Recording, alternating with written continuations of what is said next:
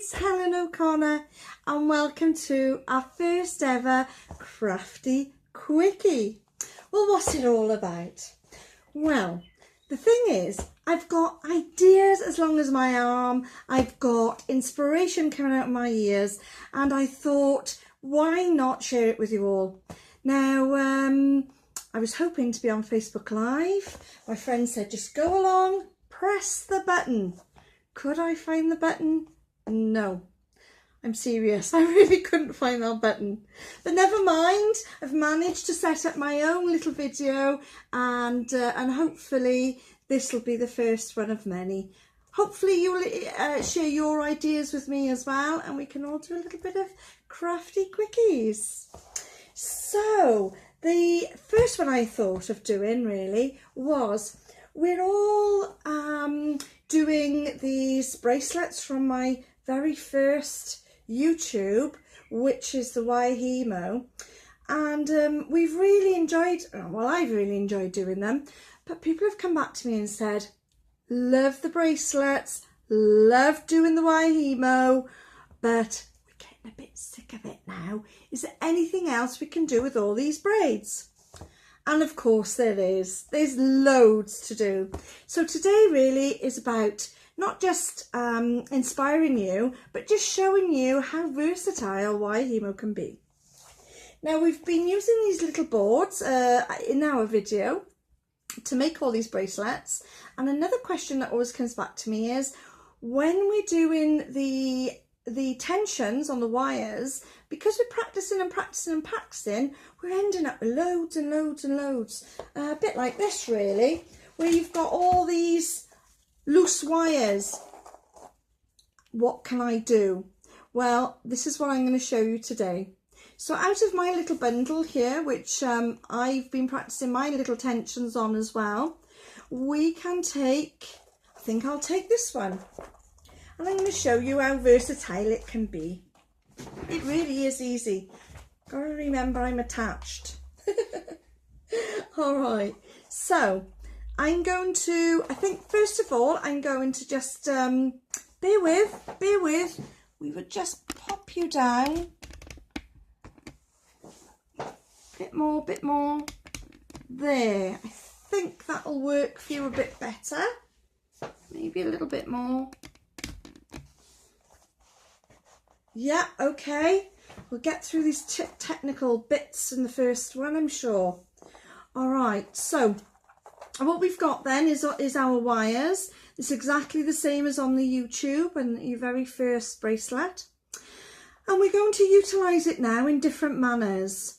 First of all, when you look at the braid, because it's wire, it doesn't fray and it doesn't splay apart until you cut it.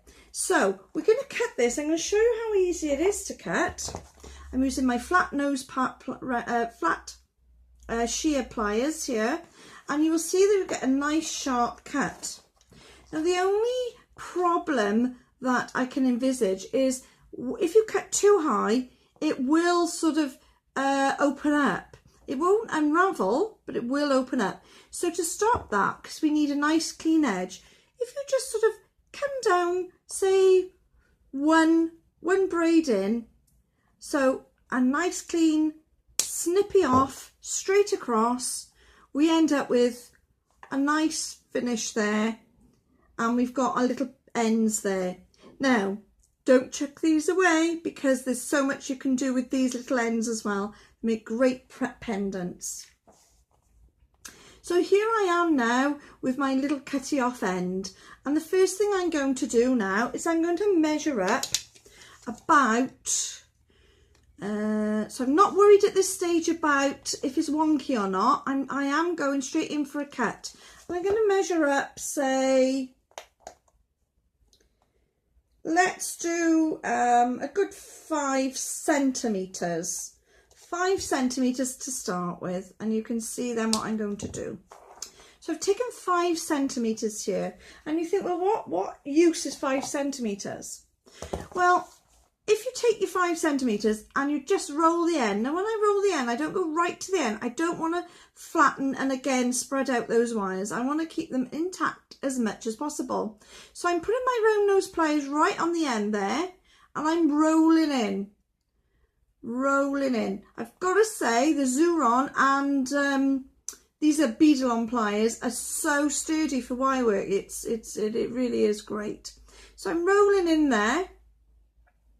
And we've just got that there. You can see I've got a little rogue wire there, so I'm going to, can you see the little rogue wire? I'm going to tuck him in. I'm just going to tuck him in. I'm going to, you could snip him off, but I think if you snip them off, you've got a little short wire, as if you tuck them in, they tuck in so neatly and there'll be no problem to you at all. So all I've done is rolled that end. Now I'm going to go to the other end. So I'm holding on to this end and I'm just rolling this one in. I've come down off the top. I'm at the end of my pliers and I'm just rolling in. That's all I'm doing. Now, you've got a brilliant spacer. I'll show you the example I've got. Always just run your fingers over the edges just to check there's no sticky out bits. Give them a little pinch, and there we have it. So you can add this to bracelets, necklaces, anything you like as little spacers. The bigger the spacer you want, obviously you just make it longer and roll it out, and the smaller ones you just roll them in until you've got the size that you want. So that's how quick and versatile your very first one is, a connector. So we just put that to one side.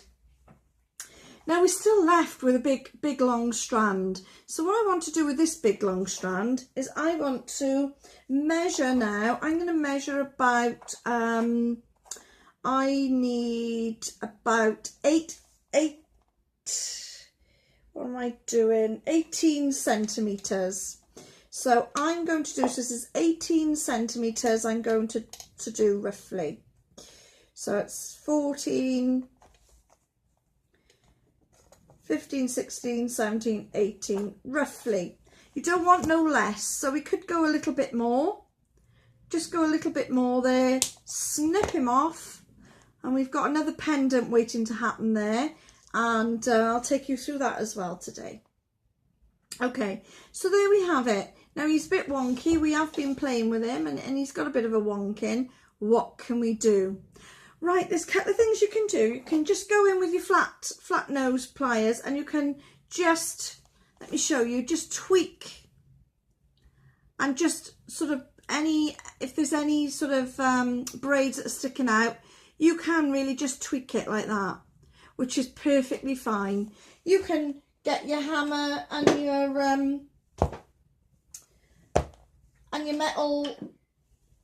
metal block, and you could hammer it. Now, I only use this type of rawhide mallet on the wires. If you hit them too hard with the other wire, they will actually collide together, and will actually break. As with this, you can do so much with it, and they don't break, they don't separate, they don't do anything. They're quite happy. So you can just tap along the edge like that if you want to, which is a very versatile way of straightening your braid. The other thing you can do, if you've got the pliers that have the little plastic casings on, you can just go along with that as well, no problem. And I like to use a draw plate. Now, the draw plate in this case is round. I've got to get round to getting a square one. But to be honest, you know, this one's done me for so long now, I think that I'll probably stick with this. A friend of mine says she uses the keyhole, but maybe that's another story.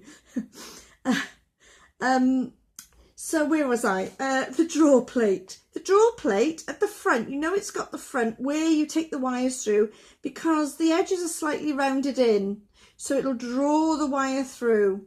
If you're on the back, they're sort of smooth and flat, and that's not where you want to be. You want to draw them through from the front. The next thing you need, let me just move these blocks out of the way. The next thing you need is a cloth. Now you can use a couple of different cloths. I like to use, these are a beading mat, and if you just give it a quick rub all the way down, what this does is warming up the wires, and when you're warming up the wires you're annealing it, which means when it passes through the draw plate it's nice and loose and the wires are supple so they can take on the shape that you want. I'm having a feel of that, and I tell you it is quite warm, you know. Yeah, it does get really warm, so that's what we want there. So I'm going to, remember now, I'm going to use my front bit. I'm going to go through one first, higher up, where it's fine to go through, and I'm going to go through the next one, and that's fine. Now when I get to this one, there's tension straight away. So what I need to do, which is the third one up from the bottom, you can either think, well, that's enough, that's where I want to go. But if you want to go down one more, all you have to do is rub it again. Really give that a nice rub.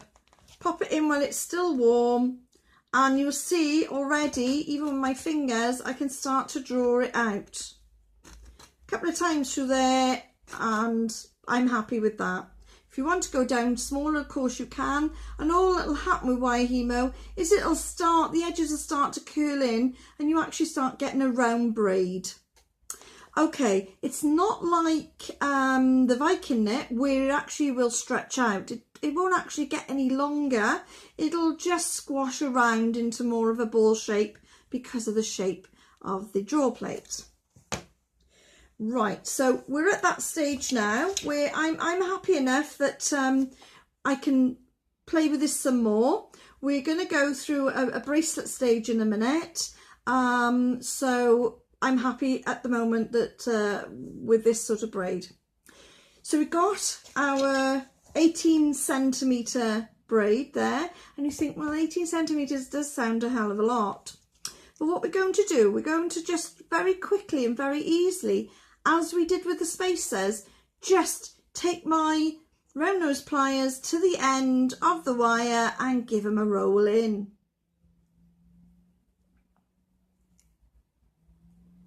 And we're going to roll in now, pop those rogue wires in as well. Just double check, yeah.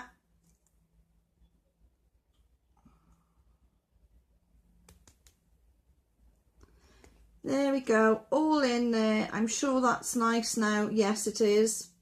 And I'm going to come to the other end now, and I'm going to do one roll in as well. Make sure it goes the same way, so I want the roll coming in on itself. So down one, there you go. I just went a bit too high on this one, and can you see they are very splayed out there? But not to worry, we'll continue. So I'm just going to come down a little bit and start my roll. I'm trying to get a tight roll there, so I've actually, as I'm rolling, I am giving tension and pulling back on the wires just to give a nice rounded roll. I'm tucking all my end bits in again. Now I love this bracelet we're going to do because it's a modern one, and it's got a bit of a twist. It's one of my favourites actually to do when I'm at the craft fair demonstrating, because it's so quick and because it looks so nice, and as you're making them, people actually like to buy them from you. Okay, so we've got a curl there and a curl there. Now we're going to bring in the mandrel, and my big boy's coming in now. If you haven't got a mandrel, don't worry, there's lots of other options we'll go through in a minute. But I'm going to set up this mandrel. I'm going to put my rubber one side and my metal the other. I usually do it the other way around. There we go. And this time I'm going to pop on my sandbag. You could use up scrunched up newspaper, you could use a tea towel, anything for this to be stable, because while you're hammering you don't want this to roll around. This particular mandrel is an oval mandrel. I do prefer the ovals because it's got the shape of the wrist, which is easier. So all I'm going to do now, I want these little rolls to be on the inside. It doesn't really matter where they are, inside or out. I tell you what, I'm going to have them on the outside, I think, for a change. So yeah, let's do them on the outside. So what we're going to do, all I'm doing is tapping actually directly onto the braid. I won't do too much because I know it'll annoy you, all this banging, and the dogs will start barking, and there we go. But anyway, so that's what you do. You're moving just tapping it away. I've got it between my fingers and I'm just moving the braid around the mandrel, and that's good enough. So we're starting to get that shape now. We're starting to work hard on it as well now, which is always a good thing. I'm going to pop it around my wrist a minute and I'm going to see where it sits, and that actually sits perfect for me. You may have to fiddle a bit. I'll show you what I'm actually aiming for. Just pop my my bad boy back. There he goes. So I'll show you what I'm actually aiming for. When it comes onto your wrist, I want it to pass. I want those two to sit like that, sort of alongside each other. So it's not like a traditional bracelet like that. They actually have to join. Now to do that, you can, if you've cut it longer, you just roll down.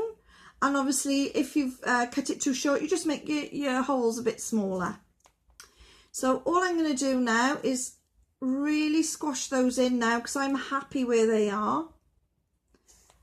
So I'm just squashing those in now.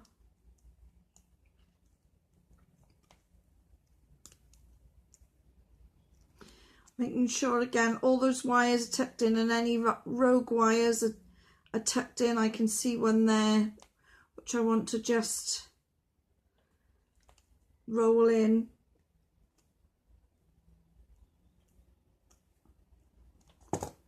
So what we've got now, and there is a really naughty wire in this one actually, but you know, he'll be sorted. You just get your pliers and have a fiddle. We all love a good fiddle, don't we, now and again? So if we have a little fiddle on that, it will actually start to sit right. There you go. So I've got that, and we're aiming to bring those two together there. So that's where I'm at the moment. Now it's still a bit wonky. So what I wanted to do now was bring in back in, and I'm going to sit my bracelet onto the metal block, and I'm just going to tap round for a minute. And what this is doing is work hardening, but it's also just getting that flatness there. Now to work harden, you might have to do this a couple of times. I don't want to lose my shape. I can see I'm losing my shape slightly, so just keep tapping there. So I'm tapping on the top edge. Not too hard, doesn't need it, and it's starting to come together now nicely. So I'm happy with that one. So we'll just pop him out the way. Right, so you're going to say, well, what am I going to do to bring those two together? Well, if you take a larger wire, in this case, I'm going to take a 2mm. And this is, I've used bare copper wire here, 0.6. So I thought I'd use the bare copper wire again. So we're just going to snip a piece off, about 2 inches. And I'm going to take now, these I find really strong, and also the Beads Direct are really strong. Some of the more basic round nose pliers are not really strong enough for this type of work. So you really need sort of, you know, fit for the job. And all I'm going to do now is, I can see that my end is sharp there. I don't want that. So I'm going to cut him off flush to start with. And the other end as well.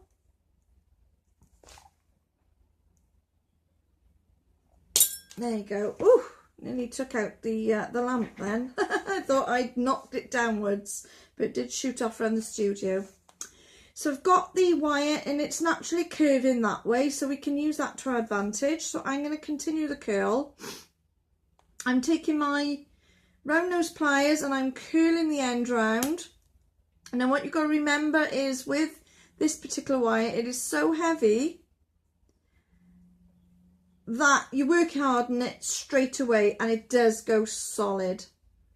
So as soon as you start to play with it, it will get really solid. Sounded a bit rude then, didn't it? But anyway, you know what I mean. So I'm continuing my curl. I am doing a loose curl, which means that I'm just making the curl around. I've got the round nose pliers in the center and I'm curving the wires around the outer one. There, you can just see that there. And I think one more perhaps. I think that's about me. So we're going to test this now. So I'm just going to, this end is going to come off in a second, but I'm just going to see if it'll go through okay. And this one comes down through.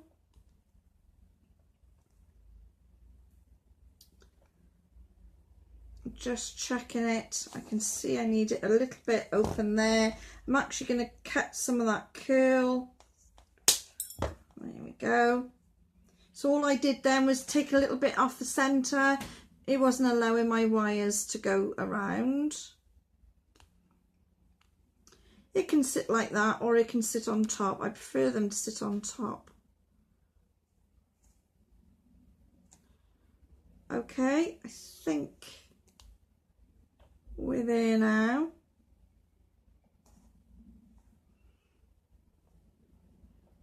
Yeah, so we got that type of thing now at the moment. You could have a bigger curl if you wanted to. You could have another one again. I'm going to cut off about here. And if you wanted to, that could be it. If you wanted to. So I'm just finishing off the curl to bring it around. And if you just get a little bit of sandpaper or emery boards, you can actually, I'm just going to flatten that off. So that's flat. And then take this. Just check that you've used your flush nose cutters just to make that nice and flush. So it hasn't got no pointy bits on. And you will find even with an emery board, you can just take those little burrs away, which were nearly there. So you could leave it like that if you wanted to. Right, so I like slightly different. So what I'm going to do is bring back my trusty block again, and I'm going to bring in now the hammer. Now we're not working on the the braided wire, we're just working on copper wire. So now we can start hammering. Now I'm just going to tweak, because I can see it's not as round as I want to. If you wanted to, that's you done and dusted, no problem, you've got a twister clasp. But I like to be a little bit different. I'm going to just take him out. And what I like to do is, I've hit my fingers that many times, if you just take your hammer in and you start at one end and work your way around. Some people start in the middle, but I like to start my way to all the way around, and all I'm doing is hammering my piece of copper. Okay, I'm going to hammer the end a bit as well. Now comes the other side, my rounded hammer bit, and I really am going to go to town on the end. And now I'm going to lightly tap all the way around to give me a beaten effect.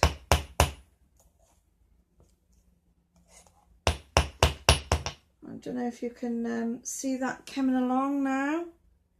So it's starting to get that beaten effect.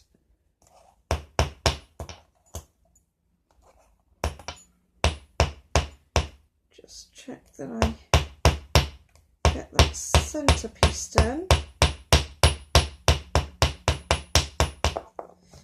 I'm going to turn it over and do it again on the other side.